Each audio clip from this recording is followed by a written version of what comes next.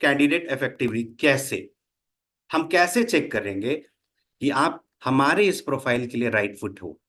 चार चीजें होती है बताने के लिए, है ना, चार चीजें होती है। फ्रेमवर्क में बहुत बेहतरीन तरीके से समझाया है, फ्रेमवर्क का पीडीएफ भी आप देख लोगे तो समझ में आ जाएगा। और बाकी आप अपने आरटीएच से भी पूछ सकते हो, sir how to hire man power का आप एक मेरे को फ्रेमवर्क सिखा दो। उसी फ्रेमवर्क की कुछ क्रक्स मैं लेके आऊं, स्किल। स्किल कैसे चेक करते हैं? मैंने बताया चार चीजें चेक करते हैं, skill, will, performance and potential. अब स्किल्स कैसे चेक करेंगे? मेरे इस काम के लिए, गुरुकुल में बैठने के लिए, मुझे पता है कि मुझे इस पर्सन को डायलर आना चाहिए, इस पर्सन को बेसिक कंप्यूटर्स आना चाहिए, तभी तो वो चलाएगा ना। कैसे चलाएगा बिजनेस हेल्थ चेकअप? अपने एक एक फोन पे, एक फोन पे कस्टमर से बात करना, दूसरे फोन पे कंप्यूटर को ऑपरेट करना, उसके स्क्रिप्ट को पढ़ना, देखना, पढ़ना, देखना, कंप्यूटर ऑपरेट करना, बात भी करना, आ रहा ना? स्किल्स ये तो जरूरी है, इसके बिना तो नहीं चलने वाला, आपको खुद समझ में आ रहा होगा। तो बेसिकली हम स्किल्स जो गुरुकुल प्रोफाइल के लिए चेक कर रहे हैं वो है प्रोडक्ट की नॉलेज। नंबर वन, आपकी प्रोडक्ट की नॉलेज कितनी अच्छी है। मैं हाउ भी बताऊंगा, चिंता मत करिए। अगर आपकी प्रोडक्ट की नॉलेज वीक है तो आप उसको कैसे ठीक करेंगे अगली स्लाइड में आपको बताऊंगा, है ना।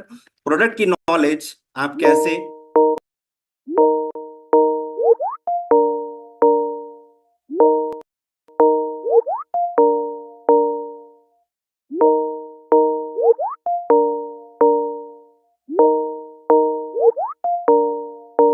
रेफर करके तुरंत अपनी प्रोडक्ट की नॉलेज गेन कर सकते हैं। इंटरव्यू के लिए तो हम आपको बहुत समय दे रहे हैं, है ना। आगे चलते हैं। अब फ्लुएंटली कैसे बोले सर?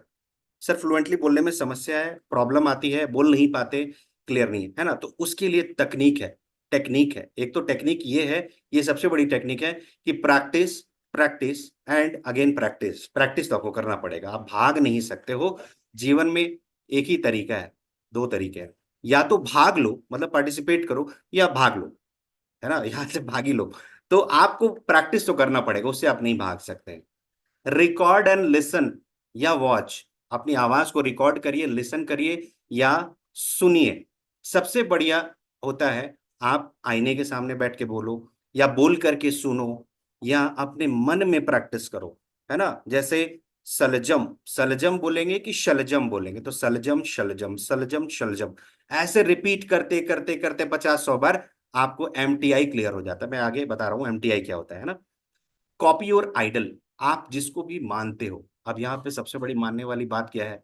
आप विवेक सर को मानो, आप तो यहाँ पे आए हो, दुनिया का सबसे बड़ा एंटरप्रेन्योरशिप चैनल चला रहे हैं, है ना। तो ये कोई तुक्के में नहीं होता है, मजाक में नहीं होता है। उनको मानो, उनको फॉलो करो, उनके वीडियोस जितना देखोगे अपने आप अंदर से आने लगे, आपको पता नहीं चलेगा आपका मेंटल इंप्रूवमेंट हो रहा है, बट होता है।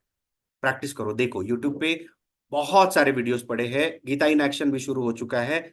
देखो कैसे बोलते हैं, कैसे बोलते हैं, इनफैक्ट संस्कृत बोलते हैं, गीता को कितना सुंदर बताते हैं, शब्द का क्लियरेंस कितना है सुंदर है, बताओ। तो सुनते सुनते सुनते दिमाग की भी प्रैक्टिस हो जाती है। मॉक कॉल अपने कलीग्स लोग के साथ प्रयास करो कि आप कुछ टाइम निकाल लो, आधा पौन घंटा, 1 घंटा, जब भी आपको समय जितना मिले, मॉक कॉल करके प्रैक्टिस करने का प्रयास करो। पढ़ो, लाइन वाइज पढ़ना पड़ता है। इंग्लिश की कोई न्यूज़पेपर ले लो, बच्चे की 5 की 6 की बुक की, स्कूल की बुक ले लो और उसको लाइन वाइज पढ़ना शुरू करो। बोल के पढ़ो, बोल के, मन में नहीं। बोल के पढ़ने से कान सुनता है और धीरे धीरे प्रैक्टिस होती है। लिसन, सुनो, ध्यान से सुनना किसी की बातों को, सिर्फ बोलने में मत रहना। जितना आप सुनेंगे, जितना, a good speaker is always a very good listener, हमेशा बहुत अच्छा लिसनर होता है। Practice, practice and practice is तो, ये तो आपका गीता है, धर्म है ना। एमटीआई, अब एमटीआई और एक्सेंट दो चीजें होती हैं।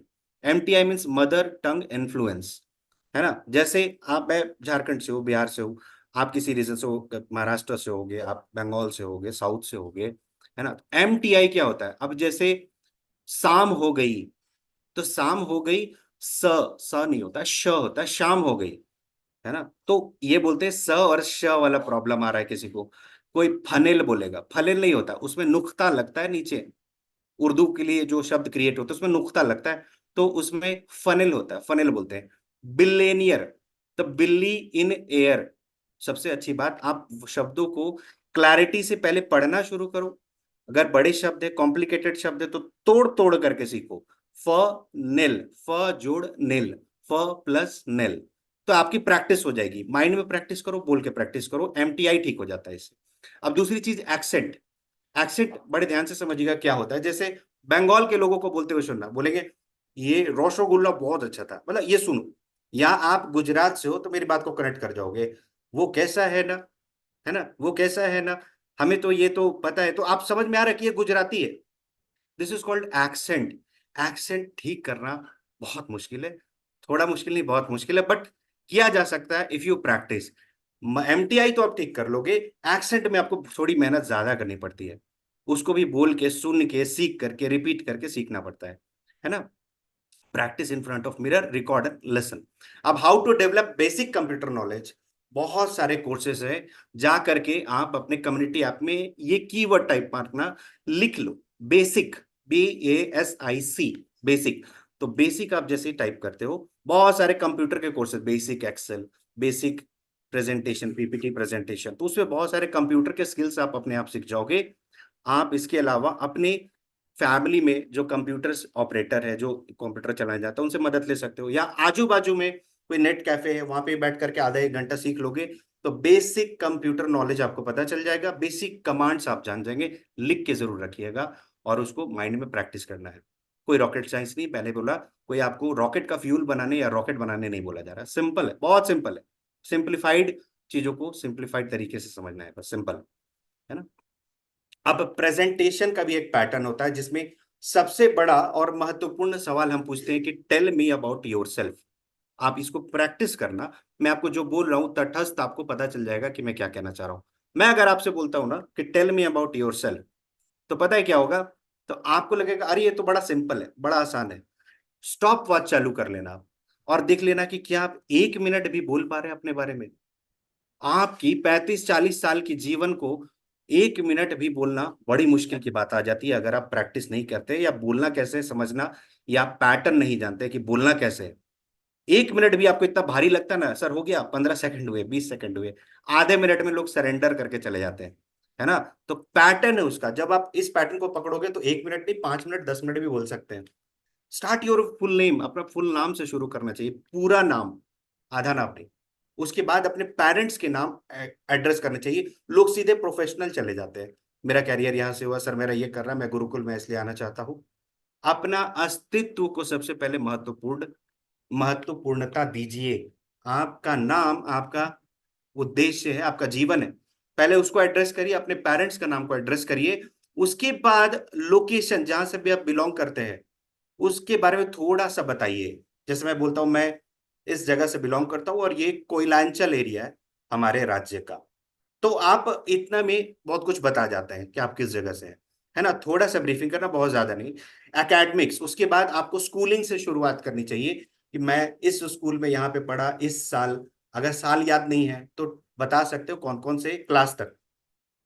फिर कॉलेज के बारे में बताइए, और स्कूल में आपने इंटर में कौन से सब्जेक्ट ली, साइंस कॉमर्स आर्ट्स, वो बताइए। सब्जेक्ट्स ग्रेजुएशन में आपने किससे ऑनर्स किया वो बताइए।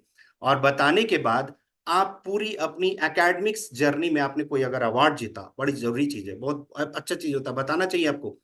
स्पोर्ट्स, आपने कुछ स्पोर्ट्स में अच्छा किया, क्वालिफाई किया, कुछ अच्छे काम किए, उसको बताइए। इंटर लेवल खेला, इंटर कॉलेज खेला, इंटर स्कूल खेला कुछ, वो बताइए। राज्य के, नेशनल लेवल पे कुछ खेला, लीडरशिप में आपने कभी कहीं कॉलेज के कल्चरल लीडर, स्कूल लीडर, कुछ भी रहे वो बताइए। स्कूल की, कॉलेज की अचीवमेंट्स बताइए, अवार्ड जीता, कंपटीशन, स्कॉलरशिप वगैरह कुछ भी जीते तो वो बताइए। तो इससे हमें पता चलता है कि आप कितने निपुण हैं, है ना। और अगर आपकी फर्दर एजुकेशन हुई है, आपने ग्रेजुएशन के बाद पोस्ट ग्रेजुएशन वगैरह कुछ किया है, तो वहां पे भी आप सेम पैटर्न में आप पहले बताइए। तो यहां से आप शुरुआत करके जब तक यहां पहुंचेंगे आराम से 2-3 मिनट हो चुके होंगे, 4 मिनट हो चुके होंगे, है ना। आगे फिर आप बढ़ते हैं, प्रोफेशनल कैरियर को एक्सप्लेन करना आपको चाहिए, वो भी शुरुआत से, कि मेरी कैरियर की जर्नी 2010 से शुरू हुई थी सर।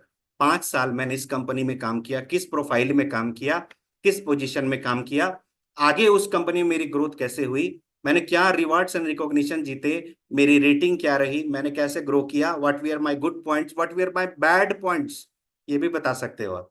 सर इसमें मुझे थोड़ी दिक्कत आती है तो मैं इसको इंप्रूव कर रहा हूँ, दैट्स द पॉजिटिव एटीट्यूड, आपको ऐसे बोलना चाहिए, है ना।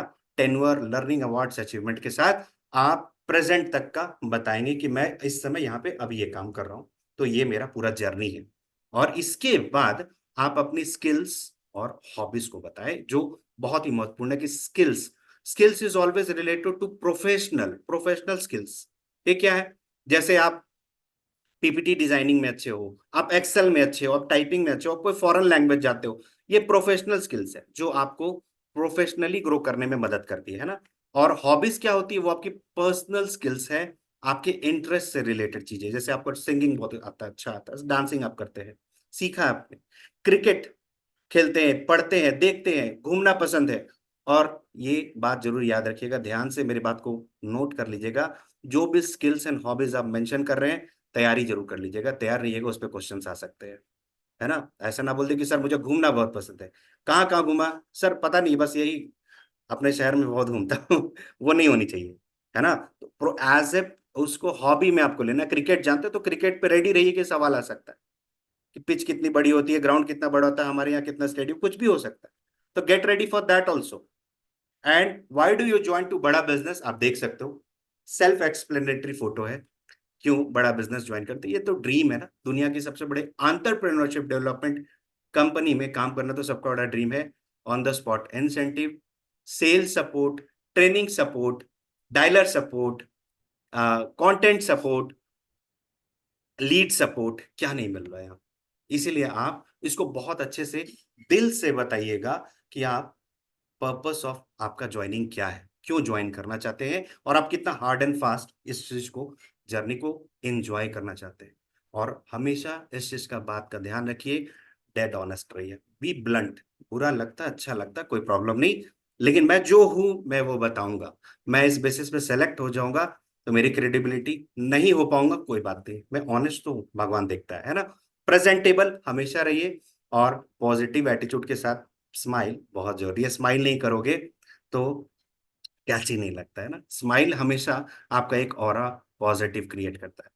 तो आपको लास्ट में, अगर इंटरव्यूअर बोलता है कि क्या आपके मन में कुछ सवाल है, कोई सवाल पूछना चाहते हैं, तो बहुत लोग ब्लैंक छोड़ देते हैं, नहीं सर ठीक है हो गया। बट आपको एक से दो सवाल पूछने चाहिए, बिकॉज आप इंटरव्यू दे रहे हो, क्यूरियोसिटी है, सर क्या होता है, कैसे काम करते हैं, कुछ भी आपको एक से दो सवाल पूछने चाहिए। ये आपका पर्सोना को दर्शाता है कि आपके मन में क्यूरियोसिटी है। इफ इन केस आपके सवाल नहीं है, तो आप माइंड में कुछ क्वेश्चंस पहले से क्रिएट करके जाओ कि मुझे पूछना है ना, नेचुरली होना चाहिए वो। और अगर इंटरव्यूअर ने नहीं पूछा कि आपको कुछ सवाल पूछना है, तो भी आप इंटरव्यू